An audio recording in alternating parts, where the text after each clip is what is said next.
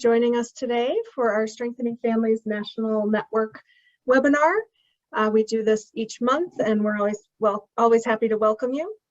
We have a large number participating today and we're very grateful and excited about that.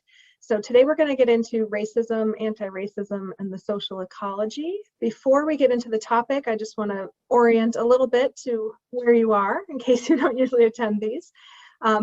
This is our monthly Strengthening Families webinar. It is open to anyone who's using the Protective Factors framework or coordinating Strengthening Families efforts or just interested in the topic that we're sharing. I'm Cailin O'Connor. I work at the Center for the Study of Social Policy, and we jointly convene these calls with our partners at the Children's Trust Fund Alliance. We coordinate the topics and guest speakers for each month. We always welcome your suggestions. And all of the previous webinars are archived on a site maintained by the Children's Trust Fund Alliance. So you can always check that out for past content or if you miss one month that you meant to catch. The slides and handouts and recording will be posted there. We do this the second Thursday of each month. We are not going to be doing one in January, but other than that, plan on the second Thursday of the month. They're usually an hour long. Today we're actually extending it so that we have some more time for interaction. So usually an hour, you can block that out on your calendar and then see what the topic is as it comes up. I'm putting a link in the chat right now. We do offer a certificate for those who participate in the webinar. So if you could use a certificate for tracking your training, fill out a tiny short form there and we will get that sent out to you next week. So with that, I think we are going to get ready to talk about what we're doing today. My colleague Charlyn, Harper, Browne, and I are going to be talking about racism, anti-racism, and the social ecology. We will take about an hour for that presentation, and then we'll have some discussion time in breakout rooms. And then we'll wrap up at the end with updates from the Children's Trust Fund Alliance and from Cssp, and we'll be done at 4:30 Eastern. So this is our topic for today. I already said those words a few times. Speaking today, as I mentioned, my colleague, Dr. Charlyn Harper Browne, is joining me. This is work that we have developed together over the last year or so. Some of you may have seen bits and pieces of it or an earlier version of it in other settings. And so we continue to develop the work, including based on the feedback that we get from people when we have been out with different groups talking about it. So and there's a link on the screen there, which I will put in the chat once I'm not talking, so that you can get a handout about this social ecological model of racism and anti-racism. Just want to start by sort of framing what we're talking about and why we're doing that today on the Strengthening Families webinar in particular. Because so much of our work with Strengthening Families is about risk and protective factors. We focus on the protective factors with Strengthening Families, but we're always aware of the risk factors that are also present. And those are at all levels of the social ecology. So what you see here is a version of the social ecology that we're using for this work. It's a simplified version from Urie Bronfenbrenner's social ecological model of human development that puts the individual at the center. In the case of that original model, it was always a child at the center, but then goes out to the rings of relationships and settings that they are a part of. The CDC has a version of that they popularized that was closer to this version. And so we were talking about these 4 levels that you see on the screen now. And we know that things that happen at any of these levels, within a person, in their relationships with others, at the community or institutional level, and at the systemic or societal level, can influence people's well-being, positively or negatively, and often an interplay of both. So the protective factors that we care about, we can see across these levels as well. And here you see a smattering of what risk and protective factors can look like across those levels. Of course, this is not conclusive because there are so many factors that influence people's lives, but you'll see the ones that we talk about so often with Strengthening Families: parental resilience, knowledge of parenting and child development, and social emotional competence of children we would place within the interpersonal or individual level. And then we have other factors there as well. And social connections we would place at that interpersonal or relational level, again, with other factors that come into play. And concrete supports come in at the institutional or community level. And at all of these levels, people can also experience manifestations of racism, which is what we're going to be talking about today. And we can also use these levels to think about our own work and where we're trying to leverage influence where we can and where we should, and how we want to do that. So that's what we're going to be talking about today. And I am going to hand off to Charlyn. Great, great. Thank you, Cailin. I think before I get into that, I just want to say one thing about that previous slide. You made me think of it related to risk factors.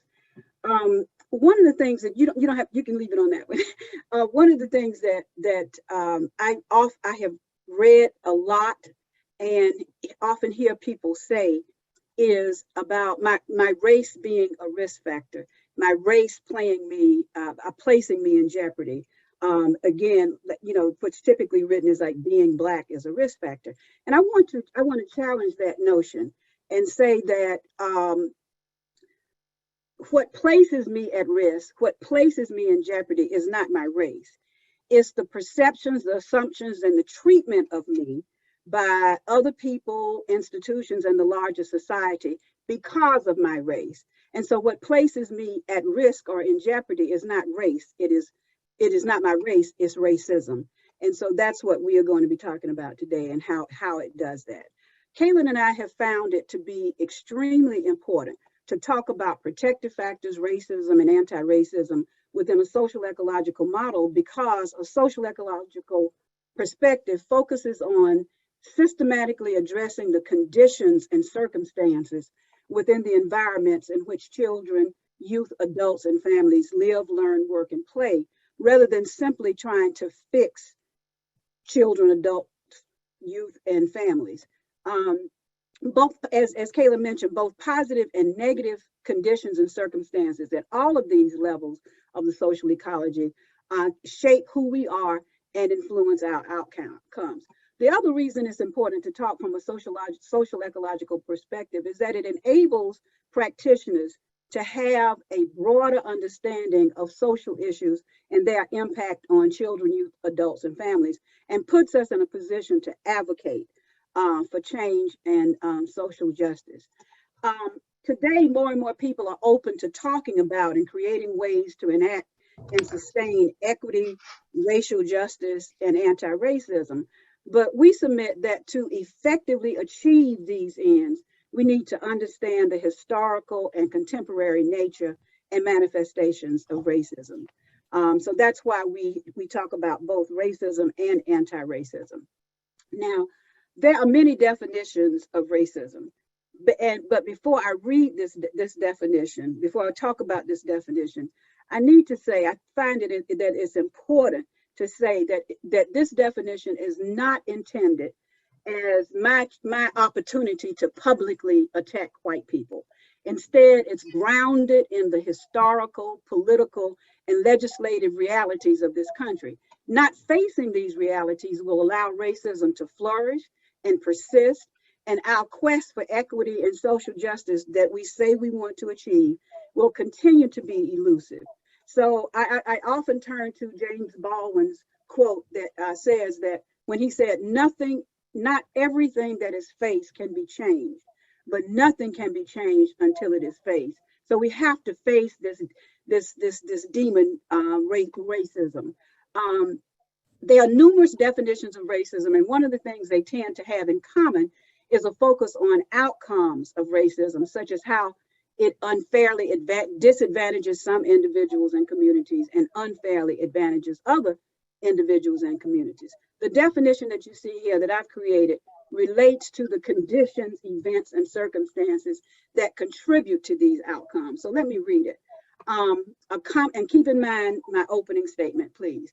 A complex system of racism is a complex system of beliefs, attitudes, practices, behaviors, policies, and laws that are born out of the ideology of white supremacy. That is, and white supremacy I'm defining as white people's presumed superiority and entitled power over other races and ethnicities. Racism presumes a hierarchy of human value and regards whiteness as quote unquote whiteness as the standard against which other races and ethnicities should be compared. And let me say also that I'm saying races, but I'm meaning races and ethnicities because there are many groups that don't define themselves as a race, but as an ethnicity. So I'm talking about both, even though I may just say race. Now, this has become racism has become such an important issue that at least 3 national professional organizations have named racism as a public health crisis and have stated that they will actively work toward a more racially just society by holding government and public systems officials accountable for addressing racism as an underlying threat to population health and well-being. The 3 organizations that I'm most familiar with that have done this are the American Psychological Association, the American Public Health Association, and the American Academy of Pediatrics. Please go Google these and find their statements and read what they say. This here is just an excerpt from the policy statement from the American Academy of Pediatrics. And I just want to read this opening sentence in the second paragraph that says that racism is a social determinant of health that has a profound impact on the health status of children, adolescents, emerging adults. I don't know why they said emerging adults, adults and their families. And so these organizations are now saying this is a serious thing that we have to address. And if we fail to address it, we will not enable people to achieve, their best selves. And so now let's look at let's place racism into this social ecological model. The overlapping rings in this model illustrate how factors at one level influence factors at another level, and that it is necessary to act across multiple levels of the social ecology in order to really achieve the best outcome.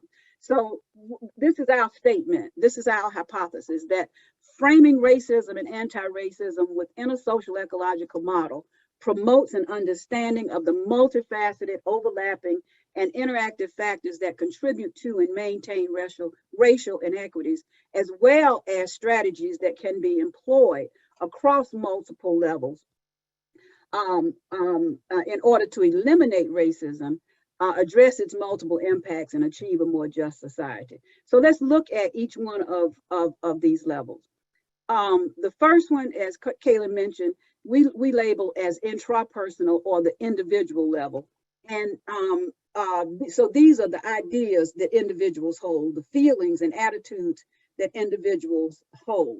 And so we see these like in 2 forms, that when a person has stereotyped, prejudiced, biased feelings, racist feelings against other races and ethnicities, we label that as personal racism. And when individuals accept those racist beliefs about their own group, then that's what's called internalized racism. And both have very, very powerful and negative effects on individuals and individuals that they tend to then interact with. And so let's look at the second level, the interpersonal or relational level. Here we're talking about interactions between individuals, verbal and nonverbal interactions that end up being discriminatory and hurtful and often hateful as well. You see here examples that I've listed: stigmatization, social exclusion, particularly in schools where children leave out a child because of their race, don't include them because of their race. That's what we mean by social exclusion and ostracism. One of the ones that I want to look more closely, racial profiling and police brutality would be considered in this category as well. One of the ones that I want to look at more closely is this thing called microaggressions. Now, you see the word microaggression. The prefix micro, of course, means small. But while microaggressions may appear to be small, may appear to be harmless, or even seem like a compliment when you tell a person of color, for example, you are so articulate, you know, what does that say behind that? It says that I wasn't expecting you to be, you know, so that it seems like a compliment, but these microaggressions tend to contain demeaning hidden messages that come from biased racist ideas, whether they're conscious or unconscious. At a point, it doesn't matter whether they're conscious or unconscious. The impact is that they are harmful. They are demeaning. So there's nothing really small about microaggressions. Microaggressions can have a very serious impact and should not be dismissed. And so you see here examples here on the slide of things that people say, often things that people say, you know, to a person of Asian descent. I bet you're really good at math. Again, attempting to be complimentary, but that's a prejudice there. She's pretty for a Black girl. You know, look at the hidden message behind that. I know you live in Atlanta, Juan, but where are you really from? You know, that all of these are microaggression statements that people have, and I won't even mention all of the insulting names of different sports teams. The Atlanta Braves, this is where I live, the Atlanta Braves, and the things that we do that become very demeaning toward Native American population. So anyway, so these are microaggressions is one of the most common, racial and ethnic microaggressions, one of the most common forms of interpersonal racism. So let's look at the third level, institutional or community racism. Now these are policies, procedures, and treatment in organizational settings, in community contexts, such like schools and workplaces, healthcare facilities, policing, and courts. And one way to illustrate this is is on the next slide. One of the effects of racism is that different racial and ethnic groups tend to have different experiences and reactions to the same events. This is how Ben Sargent, a white cartoonist, illustrated this point in a cartoon that he labeled "Still Two Americas." This cartoonist drew this comic illustrating the racial differences that still occur today. So you have two little kids about the same size and age, one white, one Black. He shows here how Black people are still trapped in the horror of even stepping outside for fear of doing something quote unquote wrong, and contrasting that with a white child who can go outside with no fear whatsoever. So the white child yells to mom, "I'm going out, mom," and all she says is, "Put on your jacket." The Black kid yells to his mom, "I'm going out, mom," and she says, "Put on your jacket," but she also has to add, because she knows what can go on in the community, in society. Keep your mouth shut around police. Keep your hands in sight at all times. Don't make any sudden moves. Don't wear a hoodie. Don't give them an excuse to hurt you or kill you. What this illustrates is the differences, still two Americas. The differences in even the sense of safety that different ethnicities experience. And sociologists, cultural scientists have labeled this phenomenon chronic environmental stress that's experienced by members of ethnic, quote unquote, minority groups. This construct of chronic environmental stress is defined as a constant background level of threat that's based in the environment. So, you know, racism is the potential for racism is a constant environmental stress and other forms of oppression. This constant sense of heightened danger, you know, that members of ethnic minority groups and others may experience. That's what chronic environmental stress, and it impinges on people's sense of control over what happens in their life. All I'm doing is walking down the street, sitting in my car, and I get stopped and somebody dies. you know, that says I have no control over what happens in my life. Another illustration, or another form of institutional or community racism, is this thing called adultification bias that we really, really, really need to think about a little bit more. Now, let me give you the background to this. Although children in many societies is viewed as a distinct developmental group that are characterized by innocence and in need of protection, that's how we see children. Studies have found, that's how we typically see some children. Studies have found that these perceptions often are not ascribed to Black, Native, and Latin children and youth. These children, Black, Native, and Latin children, are viewed as older and therefore should be held more accountable for their action than their same age white peers.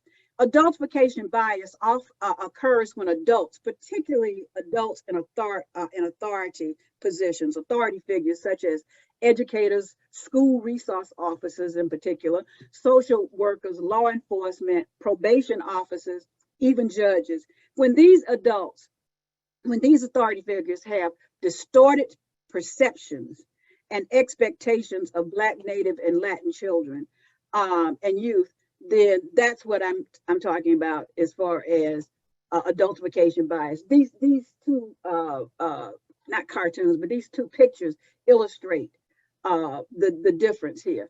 When compared to their white peers, Black, Native, and Latin children and youth are perceived as older than their actual age, even those as young as 5 years old. They are perceived as more adult-like, less innocent, more deviant, not deserving of leniency to make mistakes, and in less need of nurturing, protection, comfort, and support. Now, I'm not just saying this. There are numerous illustrations of this, examples of this. When you get the slides, you can look at the next slide. I think it's on the next slide. Yeah. Oh, yeah. Let me make this distinction. There's a phenomenon called adultification. And then what I'm just talking about is adultification bias. Adultification is when individual children are forced into adult-like roles. And so that's just adultification. They are forced to, like, young children are forced to look at the younger children, or even be a caregiver to an older relative beyond their years. That's just adultification, but and it creates harm as well. But what I'm talking about right now is adultification bias. One of the most vivid examples of adultification bias happened in 2020 in Rochester, New York, and this was reported. This is from a news report, and let me just read this real quick. It says that on January 31st, 2020, police in Rochester, New York, released body camera video showing officers restraining a 9-year-old Black girl in handcuffs, pepper spraying her, and pushing her into the cold snow. At one point, the officer demanded that the young girl stop acting like a child. The 9-year-old Black girl responded saying, "I am a child." So that's clearly, an example of adultification bias. As I mentioned, when you get your slides, you'll see numerous other examples on 2 pages of examples of adultification bias that I won't mention just for the sake of time right now. This last level of racism is what we call systemic. Sometimes it's called societal, and other times it may be called structural racism. Many of the disparities between racial and ethnic groups in the United States are due to the normalization of a long history of discriminatory and dehumanizing laws and policies that have created and exacerbated inequality in almost every sphere of life.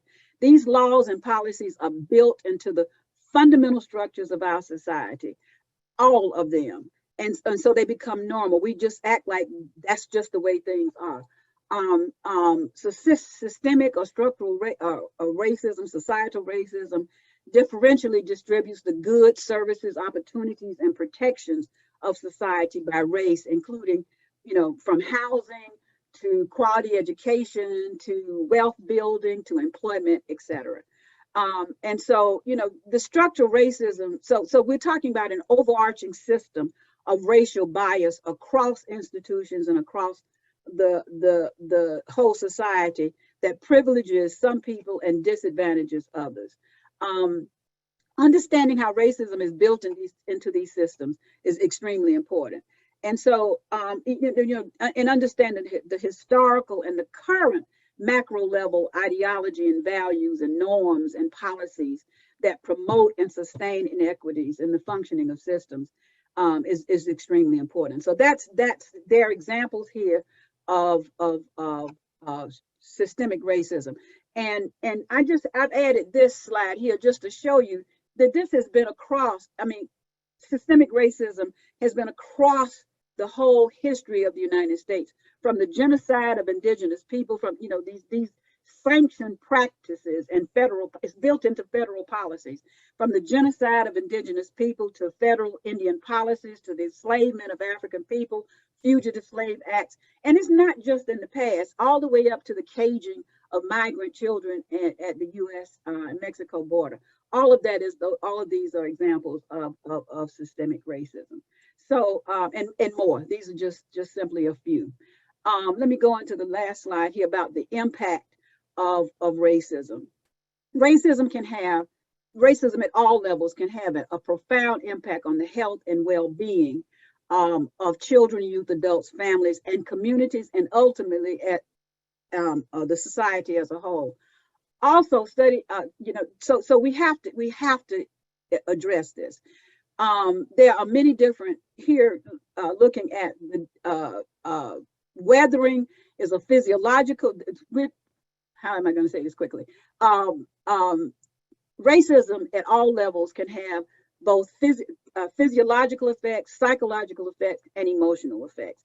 And what I want to do is just look real quickly at infographic that comes from the Harvard's goodness, I'm talking too fast. The Harvard University Center on the Developing Child. And we have a link in the slides, and I think Cailin, you might add it to this. But anyway, you'll have an opportunity to get to this. It's under the Harvard Center on the Developing Child, where they have even beginning to talk about how racism can affect development. Now, you all know how the Harvard Center popularized this whole notion about childhood stress and all that. So this is from that basis of what do I want to call it? The research from Harvard, that years of scientific study have shown us that when children's stress response systems remain activated at high levels for long periods, it can have a significant wear and tear effect. And that's what you'll see weathering is, that it's wearing you down physiologically. And for young children, it can have an effect on their developing brains and other biological systems. And of course, we know because of the ACEs research that this can have lifelong effects on learning, behavior, and both physical and mental health. And now a growing body of new evidence from both the biological and social scientists is now talking about how this chronic wear and tear, this weathering on your physiological development can be due to racism. So this research suggests that the constant coping with individual racism, interpersonal racism, community or institutional racism, and then systemic racism is a potent activator of both adults and children's stress response.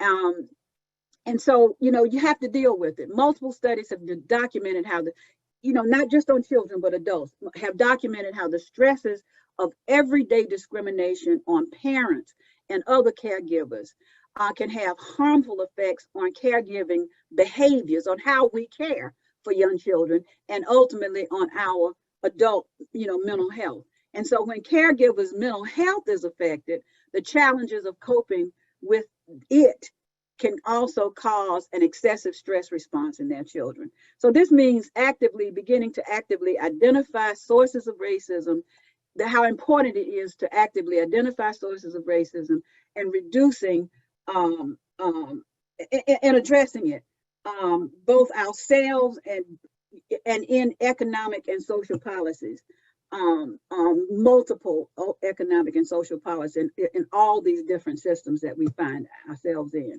So what are we to do? Now is the time that each of us did our part to begin to eradicate racism within and across all levels of social ecology. Only then will children, families, youth families, adults, and communities be able to fully realize the positive impact of building protective factors, as well as fully realize what we want, what we say we want, racial justice and equity. So I'll pass it back to my learned colleague, Cailin. Thank you so much, Charlyn. And I know while you're talking, you probably didn't see the chat, but people are just resonating with everything that you were sharing and appreciating the depth of knowledge that you bring to this. So thank you very much. I get the, I think, more fun part of this presentation, which is to talk about anti-racism and the ways that we can counteract a lot of the harm and challenges that Charlyn was just talking about. And of course, we need to confront the racism before we can just jump into trying to do things differently, because without that understanding, we won't be able to make the right considered moves to undermine the racist patterns in our society. So I'm going to talk about anti-racism, and I do want to acknowledge that as a white person, a white woman in our society, it took me a longer time than it should have to realize that this was a conversation that I should have a part in, and also to figure out the way to do that with humility and recognizing the privilege that I bring into the conversation. So I am honored all the time to get to learn and work alongside Charlyn and other great colleagues that help broaden my perspective and keep us rooted in real experiences and history, so that we can move forward in productive ways. So I just like to acknowledge that before I start talking, and hopefully other white folks who are listening will feel a little more emboldened to participate in these conversations in your own families and setting and workplaces and everything, while still not trying not to do that thing of taking over the room or the conversation, which may be something that tends to happen. So I'm going to talk about our anti-racism part. What you've seen on the screen for a minute here are some various definitions of anti-racism. And I'm going to talk about the working definition that we use at CSSP. So we define anti-racism as an active process of identifying and challenging racism, active process, not passive, and redistributing power in an equitable manner. We do that by changing policies and practices within systems and organizations, as well as individual beliefs, attitudes, and behaviors. So we're going to touch on all of these in various ways, but it's all kind of summed up in one sentence there. The way that we developed this, as some of you have seen, Charlyn had presented some of this social ecological model of racism a couple times last year, as she'd been developing a lot of that work around the history and really digging in on the ways that racism is expressed and rooted in so much of our society. And so what we've done more recently is to pull in our anti-racist intersectional frame that we use at CSSP to help us get at what can we do, what are the anti-racist strategies that we can take. So our anti-racist intersectional frame, I put the link in the chat right before I started talking. It's just this 2-page document, and it includes these 7 principles, tenets, I'm not sure what we call them, that we use and when we're approaching our own work, and that we have shared with others for thinking about their work. And I'm not going to talk through each of these, but I do just want to point out some of the core things here. So the first one is recognizing the social effects of racism, which is talking through the things like Charlyn just shared, of really seeing that while we know race is a construct, the effects of it are real in our social world, and the effects of racism in particular are real because of the world we live in. So we have to recognize that before we can try to do anything about it. We also need to consider the intersections of all forms of oppression, and today we are mostly focusing on race, and as Charlyn said, using that as a bit of shorthand for race and ethnicity.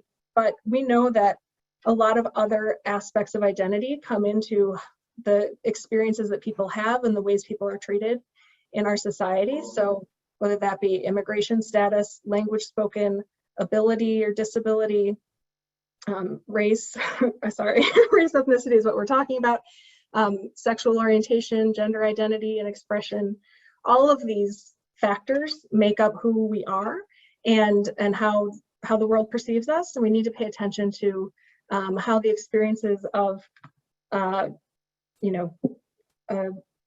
any individual are just shaped by all of those different pieces.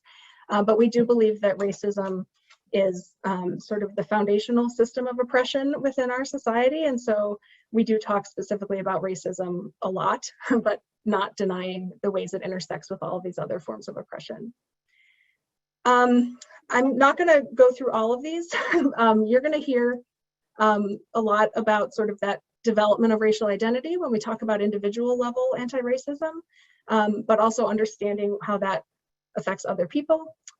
Questioning the motivations of traditional institutions is really a critical thing to do as we try to not just tweak around the edges of how some of our systems work, but really dig in beyond that to say, well, why does it work the way it does? Why is it set up the way it is?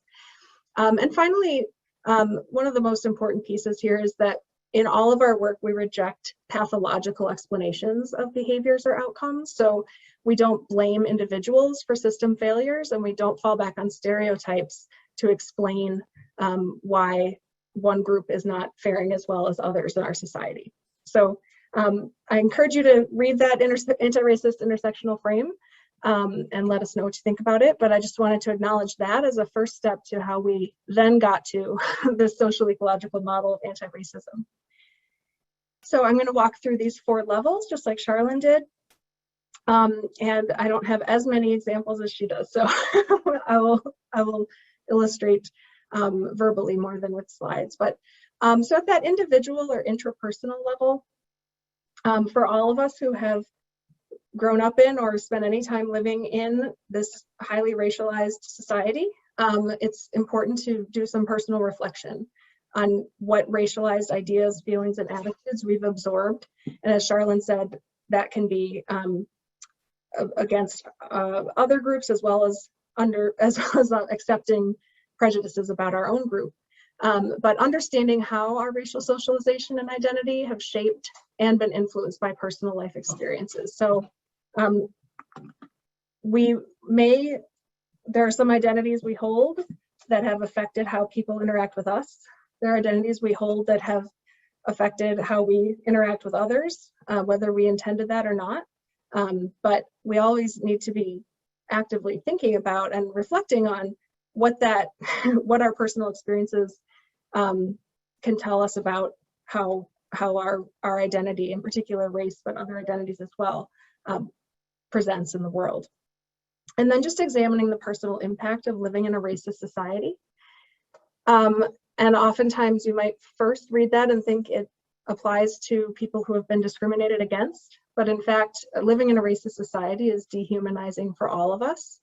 That is one of the most important takeaways I got from a training I attended on undoing racism from the People's Institute for Survival and Beyond, which is this idea that living in a society where we're told that some people are worth less than others, that dehumanizes anyone, actually dehumanizes all of us to the extent that we accept that. So we need to understand what that has done to us so that we can then overcome it. When we get to the interpersonal or relational level, here we're talking about those verbal and nonverbal interactions between people, but in this case, the flip side of the microaggressions and discrimination and hurtful interactions that Charlyn was describing, we're talking about engaging with each other in a way that appreciates each person's unique identity, that we're not making or acting on assumptions based on whatever we perceive of their identity. Having a willingness to apologize or make reparations for harm caused when we realize that we've said something that really hurt someone else, we should be able to acknowledge that and apologize for it, if not make reparations, depending on the scenario. So this is not just about, I'm nice to everyone I interact with. This is much more about, yes, being kind, but doing so in a way that is intentional and really appreciating what each person's identity brings to the table. And so I did want to comment, one of the microaggressions on Charlyn's slide that she didn't talk about was the one of I don't even see color or I don't see race. That is something that I think a lot of white people in particular, and people of other racial and ethnic groups, have been told is a positive thing, right? It's like, well, we're just going to pretend that doesn't exist. But if what you're trying to say is, I'm not going to discriminate against you based on my perception of your race or ethnicity, but what you're actually telling someone is, I don't see you at all, because our cultural background matters to who we are and how we've lived in this world and this society. So when we say we don't see color, that is actually a very harmful thing to say. That's like not only not on the anti-racist side of this equation, it's not in the middle where people think it would be. It is actually a harmful thing to say because a person's race and ethnicity, perhaps especially if they have experienced discrimination and prejudice because of that race or ethnicity, is very critical to who they are and what their experiences have been. So not just a blind, I'm nice to everyone, like I said, but really recognizing and appreciating people's identities and apologizing when we have done harm. So then we get a little further out into the world and look at institutional and community level. And anti-racism in the institutions that we're a part of and in our communities really means recognizing and eliminating the policies, procedures, and practices that are leading to disparities or to negative experiences. So we have to create and sustain equitable access to power, privilege, opportunity, and resources. And I think the word power in here is really important because a lot of times, we're willing to go a certain distance to try not to do any harm to anyone. And that's great. Not saying we shouldn't do those easier things, but it's not going to be meaningful unless we also do the harder things, like really saying, I'm going to let someone else make this decision. We are going to make space for a community group to decide how to spend these dollars, as opposed to making that decision within our institution, for example. But really sharing and giving away power at times so that settings can be accessible and welcoming and affirming to everyone. A lot of what we want to do at this level to be anti-racist is to really assess our policies and procedures and practices to understand what might be leading to disparate outcomes. Because if we just say, the graduation rates in our school system are different based on race and ethnicity and immigration status, that's weird. We have to actually look at what is leading to that. What experiences are children having within our school system? What experiences are their families having as parents within the school system or as caregivers? And what can we change? So what can we change to actually replace or counteract the harmful policies that have been in place? And even when they're not written out policies, they might just be the way things have always been done. We need to replace those with ones that counteract the harm and repair harm that's been done. Another piece I think is really important at this level is that whether it's within an institution or a community, there are swift responses to racist actions or display of bias. So we don't shrug it off. We don't say, oh, that's just so-and-so. He's always been like that. He'll retire soon, right? But we actually go to that person and say, this is not acceptable and something's going to need to be done differently. So when someone tells us that they've had a negative experience within our institution or more broadly in our community, we step up and react appropriately so that the person who was harmed knows that that's not being taken lightly, and the person who did something or the institutional policy that had that negative effect can be improved. Okay, now we get to the systemic and societal level. And here we are talking about ideology and values, norms, laws, policies, and practices that lead to more equitable outcomes. So that includes valuing and protecting the fundamental humanity and rights of all people, and not accepting any actions or policies that reflect a difference in valuing anybody's rights or fundamental humanity.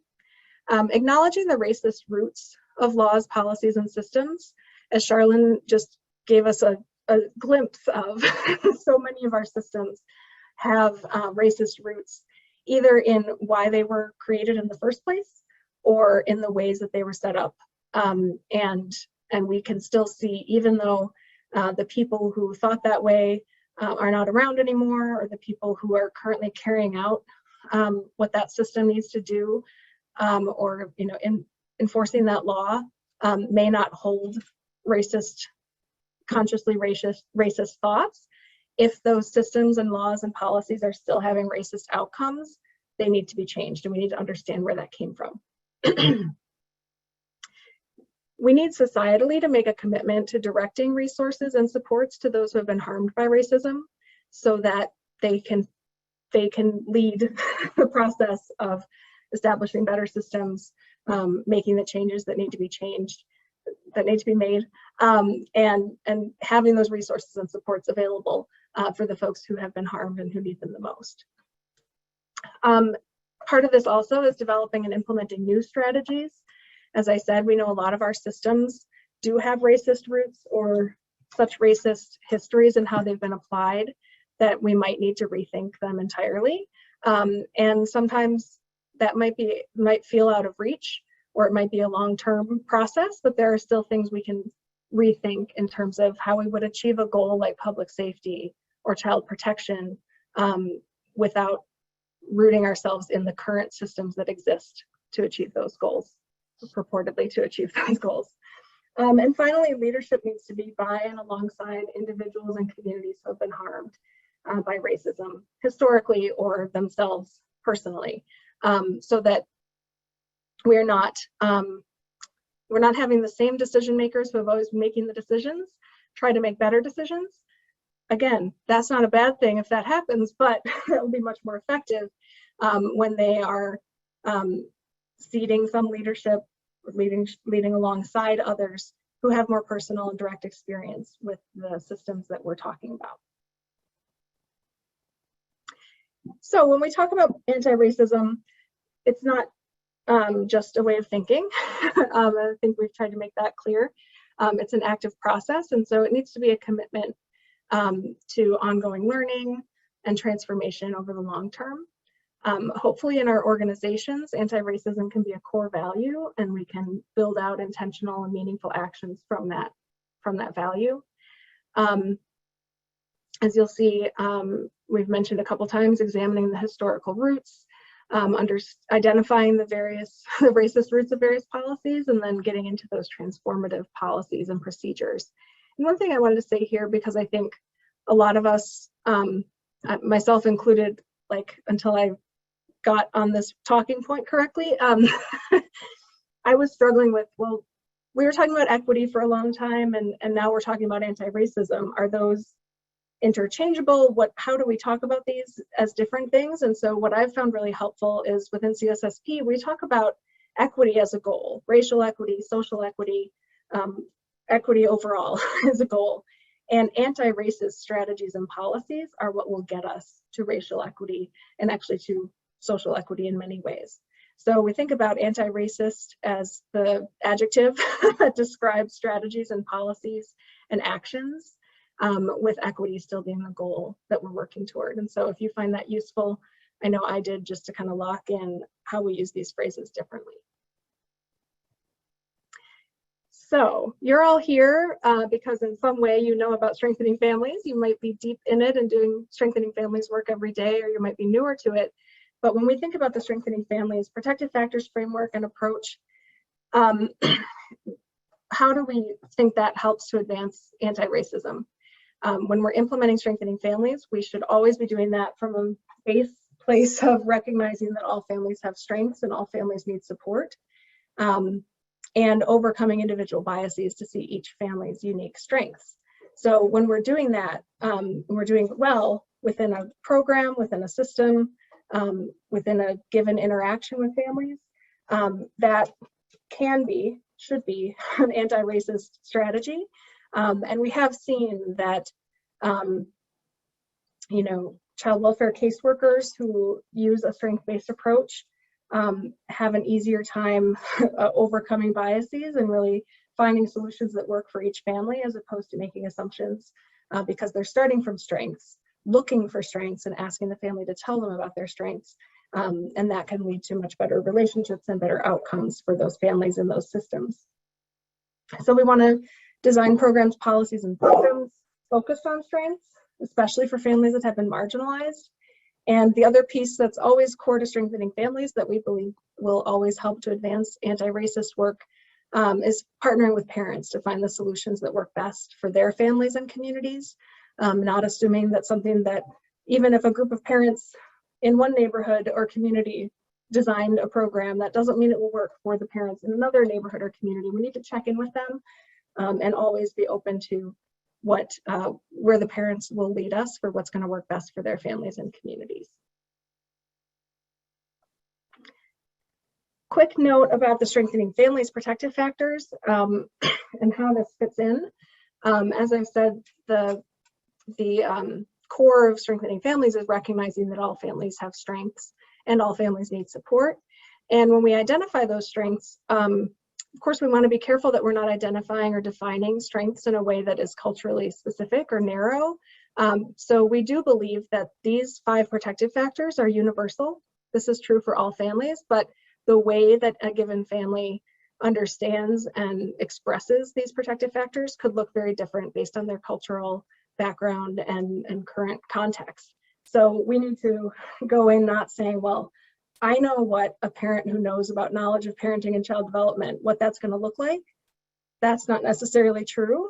We need to approach a family in a way of cultural humility, of saying, tell me what, you know, what's your approach to parenting? What do you understand about child development? And it might look different than the exact book or curriculum we had in mind, but they may have a different form of knowledge that we should still lift up and honor.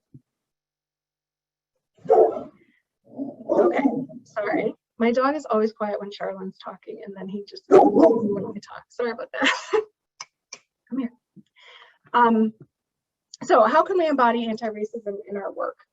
And I know you all work in very different fields, so this is kind of generalized, but first thinking at the intrapersonal and interpersonal level, how can you take time for personal reflection? So really think about your own biases and assumptions, and find ways to encourage or support this kind of reflection among your staff, your partners, your coworkers, service providers you work with, whatever role you might be in. Establishing and enforcing norms of respectful treatment within your own organization and with all those you work with. So, you know, responding swiftly when those are not respected, and making sure that staff and the families you serve in whatever context feel valued and safe. And then approaching parents as partners and experts on their own families. That is always at the heart of everything that we do, but doing that for every family you encounter. Somewhere it may be more challenging to immediately see their expertise. You need to make space for them to show you and to share that.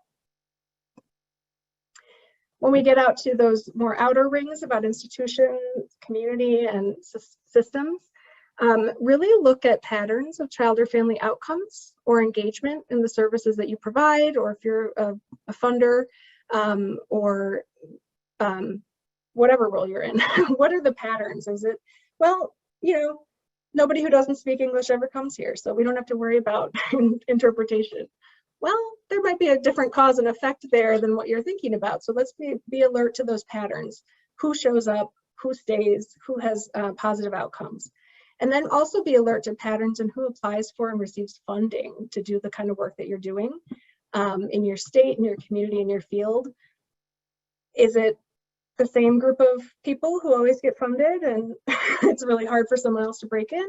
Are there opportunities for more grassroots organizations and organizations led by people of color to receive funding and participate in systems in that way? listen to feedback about experiences of bias or programs that aren't a good fit for certain families, and make changes. Target your services to reach the communities and families that haven't been served well. I think our field of family support, child abuse prevention has made a lot of strides in that in recent years, but it still can be done better to make sure that we're reaching families who really need the support and haven't gotten it in the past. Address harm that's been done by your program or the system that you're a part of, and then advocate for policy and systems change that would lift up all families. So we like to end our presentation part on this quote from Angela Davis. Charlyn, do you want to read it?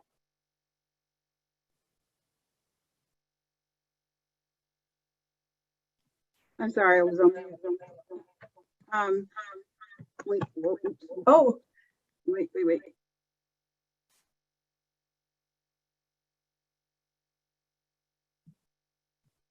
Okay, I'll go ahead and read it because you are muted now. Maybe we have a technical challenge. So this is a quote from Angela Davis, who said, "I'm no longer accepting the things I cannot change. I'm changing the things I cannot accept." So it's a play on a modification of the Serenity Prayer, and really saying we have to look around us at things that we cannot accept and figure out how we can change them.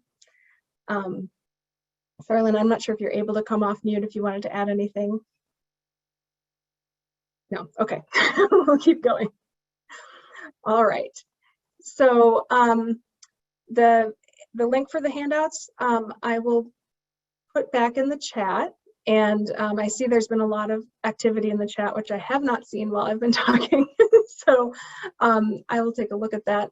But we encourage you to use this handout. Feel free to share it with others, and of course share the link to this recording once it's available, because I think we feel this is a good way to start conversations perhaps with your fellow staff members or groups that you work with, where you might be able to start talking about what you can do in your community or your program in a more concrete way than some of these conversations tend to be at times.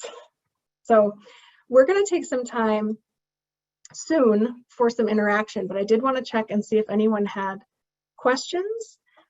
You can come off mute if you are in a place that allows for that, or you can type into the chat. I am scrolling through what I missed in the chat so far, but I'm just trying to see if there were any specific questions, and I'm scrolling. It's not a good use of our airtime here. So I'm just wondering if anyone does want to come off chat. I'll stop talking for a moment, see if you want to jump in.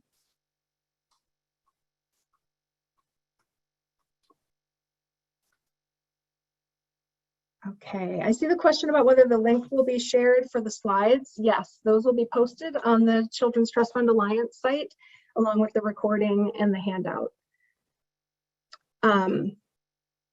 Okay, I'm seeing lots of thank yous. I think we're going to move into our small group conversations, and if there are questions, we can come back to those when we are all back together in the large group.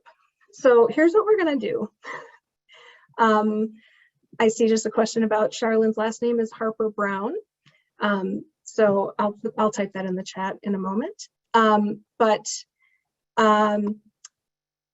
I do see a question here. Wondering if you have any examples of how the social ecological model of racism and anti-racism in organizations. Well, we just developed this and started sharing it. So I think we could probably give examples of, specific strategies we've seen, but not this full approach. Right now, I think when we go out into the small groups, you might hear some things from other people about things they've already done. But that's certainly something we want to keep talking about, is what these strategies can really look like. I saw another question about whether this framework is going to be formally integrated into the protective factors curriculum. And we are definitely looking at how to pull a lot of this content into Strengthening Families materials. As for the curriculum from the, bringing the protective factors framework to life from the Children's Trust Fund Alliance, I'm not sure whether or when they will be able to integrate this in, but if you are, you know, a certified trainer in that curriculum, you could always add some of this content into a session when you're going out to train. Whoops, did not mean to jump ahead. And you can, you know, use it in that way. Okay, so, excuse me.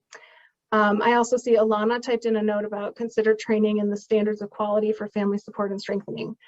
They do have a lot about diversity, equity, and inclusion standards, and they just updated that earlier this year, so it's very up to date. And I just actually went through that training, and I agree it has a lot of content that would be really related to this. Okay, I also see a question about whether we can use the PowerPoint slides to keep our branding, or if we keep your branding. Let me get back to you on that. And right now we are still figuring out the best ways to share this more widely, and want to make sure that if folks are going to use it, it's not getting skimmed over, because we think it's important to take the time and go into it in depth. So we're still figuring that part out. Okay, I'm going to talk about our plan for small groups. I'm going to ask you to actually take a moment, quiet, to reflect on an anti-racist step that you could take at one of these levels. Maybe you want to jot down 12 things you're going to do, but I want you to at least think about one. And if you do have a piece of paper in front of you, or you can open a document on your computer and start typing something in, write down some details about what you could do. When could you do it? In what setting? What kind of support do you need for it to actually work? What kind of pushback might you get? Just start thinking through, like, this is something I want to do based on what we've talked about today and what it would take to do that. I'm going to give you a couple minutes quiet to think about that. And then we're going to go out into breakout rooms, and you'll have about 10 minutes where you'll be able to just share something you're going to do, hear about what somebody else is going to do, just, you know, reflect and think about what you want to do differently. So let me give you a couple minutes to reflect, and I'll get those breakout rooms set up.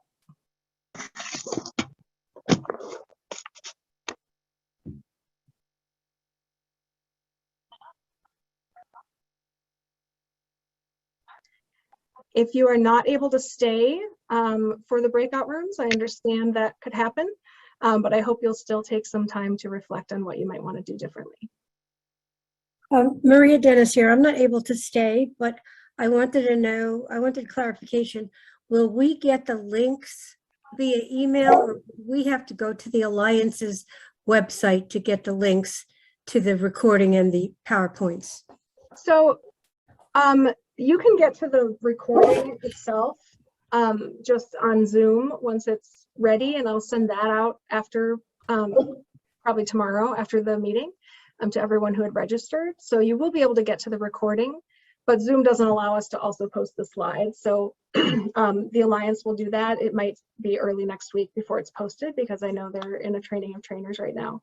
So it'll be posted Monday probably, where you'll be able to have the handout and the slides and the recording in one place. Okay, thank you. This has been a great presentation, just where we're at in the organization I work with. So I promise we'll make it, we'll make good use of it. Thank you all so much. Great, thank you. All right, so everybody's had a chance to reflect a little bit. And I am going to send you out into breakout rooms here. It will just, you know, randomly assign you. If you get into a breakout room and somehow you're the only person in there who's not just a black box with a mute button on, just come back and I'll send you out into a different room. If you are in a room and the conversation is awkward and you need some help, let me know, come out, or I think there's an ask for help option. Do that and I will come in and chat with you. So just let me know if you need anything, but I think you can manage. It'll be about 10 minutes and we'll see you back here soon. All right, I'm going to open all rooms. You should get a message. All right, welcome back. Our numbers are climbing back up.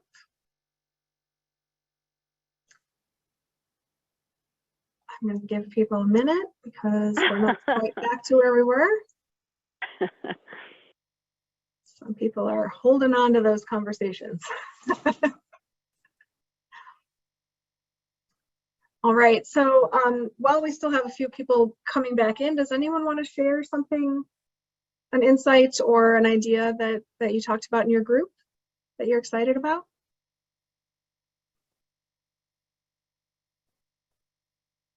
You can come off mute or type into the chat.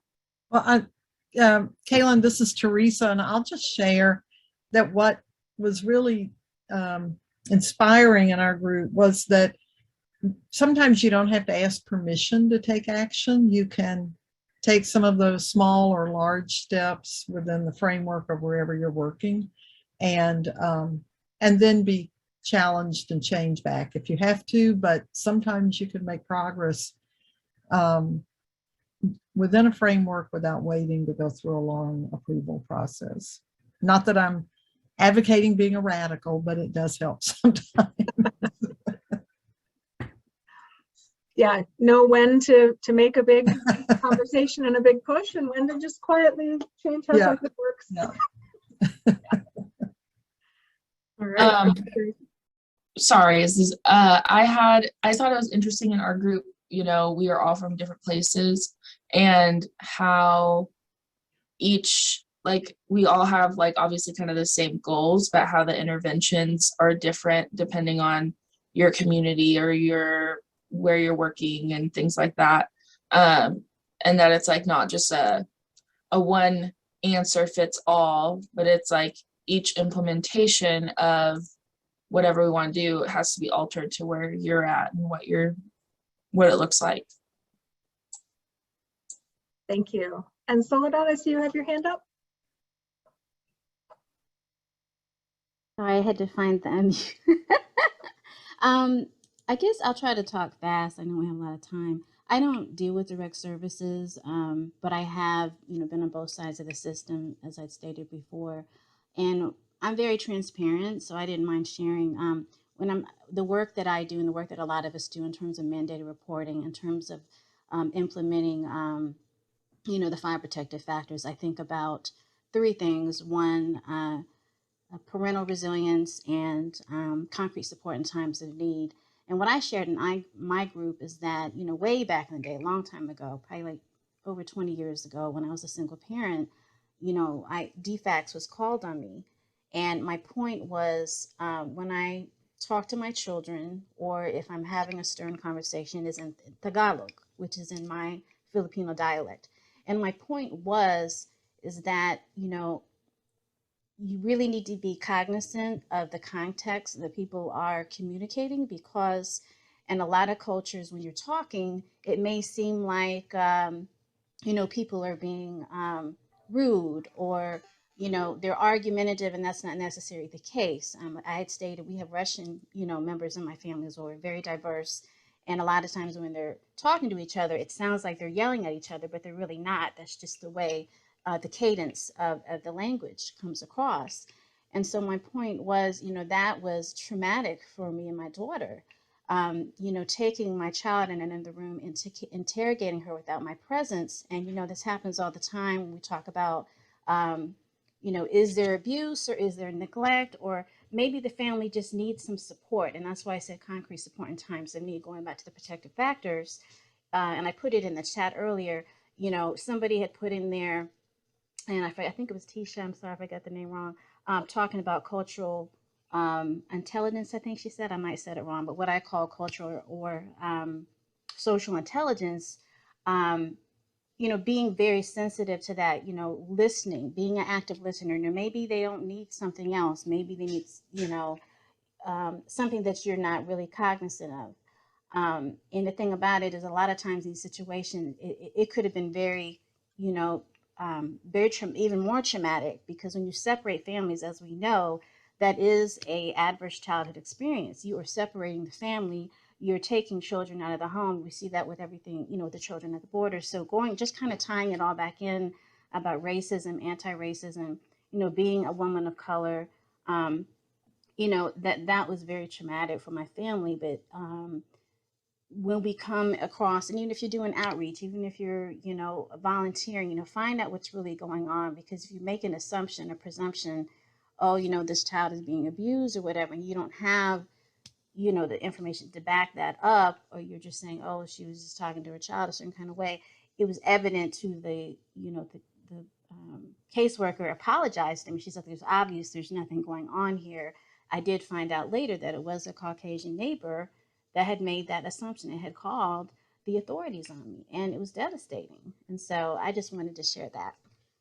Thank you for sharing that, Soledad. And I think many people can relate to that experience, and then that note about just that cultural humility of meeting families where they are and understanding their own experience rather than judging it through our own cultural lens. So thank you very much.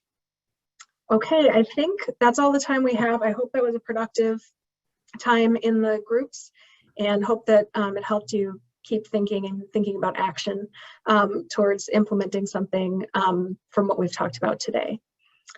I am going to hand off to Teresa Rafael from the Children's Trust Fund Alliance to share some updates, and then I'll be back with a few more updates before we wrap up. Thank you, Cailin, and I'll be brief. You could go to the next slide.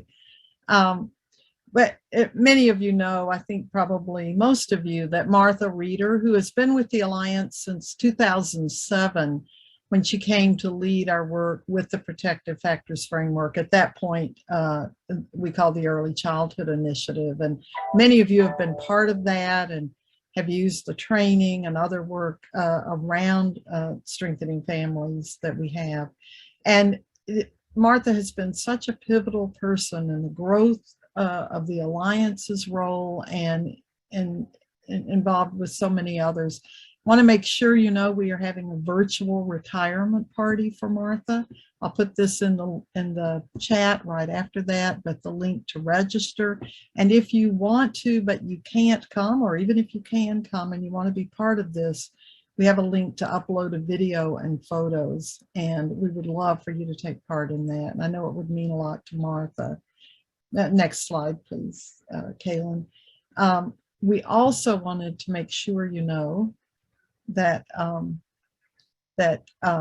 we have a really strong person who is going to step into Martha's role. You know, we're all unique in what we do, but Maureen Holliker has been working with Martha for a number of years. She's the lead trainer on our Protective Factors training, and she was part of the original training team even when Pat Stanislawski was the lead trainer. So she will be, you'll get to be around her more. She'll be here hopefully next month for you to meet her if you don't know her. But we wanted to make sure you know what the transition plan is. And Maureen and Martha have been working very closely on making the transition as smooth as possible.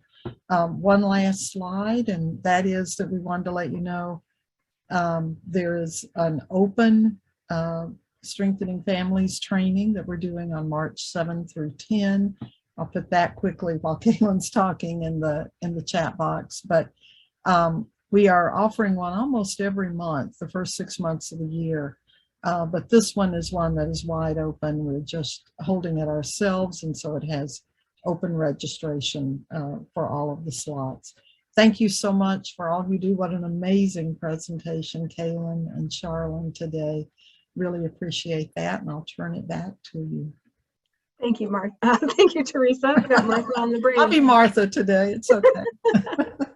So I hope we'll see lots of you at that celebration for Martha next week as well.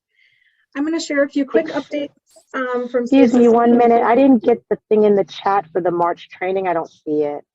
Oh, I'm just now putting it in. Sorry. Okay, thank you. Sorry. That's all right. Just a few quick updates from Cssp. We are hiring and would be thrilled to hire from people who are already in our networks. So please, you can always take a look. I'm going to put a link in the chat. I'm going to enter in the chat a whole bunch of links that I'm about to talk about, but one of them is the page for our job opportunities. So if you're interested in protective and promotive factors, particularly if you're interested in youth, we've got a couple options there. And if you live and breathe equity and know some stuff about HR, we are looking for a director of people and culture. That's going to be a really pivotal role at CSSP, and we're excited to find just the right person. So please consider it if it's up your alley, or share it with others who might be interested. There's a new Youth Thrive blueprint out that you may have seen or may not have, but it's a really nice tool about strategies for helping workers for supervisors to help workers to build protective and promotive factors with youth. So I encourage you to check that out on our website. And we also next week will have a new edition of Willis and Friends, which are conversations that Dr. David Willis has with his various and many colleagues and friends across the country who are working on early relational health in a variety of ways. So next week's conversation is really about transforming health systems to ensure maternal well-being, which has been a big topic in DC this week, and a very important thing for all of us to pay attention to. So please participate in that if you can. Those are all our updates. I did see a question in the chat about where the jobs are located. I believe the Director for People and Culture is going to be a DC-based position. The other two are probably more flexible because they are with a team that is based in our New York office, but have some people working remotely. So and of course, most of us are still working remotely at this point anyway, but that director job, I believe, is specific to be in the DC office. So with that, I am just going to thank you all so much. This has been really wonderful. Even just knowing that so many people were interested in wanting to dig in on this is really encouraging. And hearing snippets from all your chats, I'm really, really excited about how this work is going to move forward, and really grateful for all of you. So thank you for joining us. Thank you. Thank you also.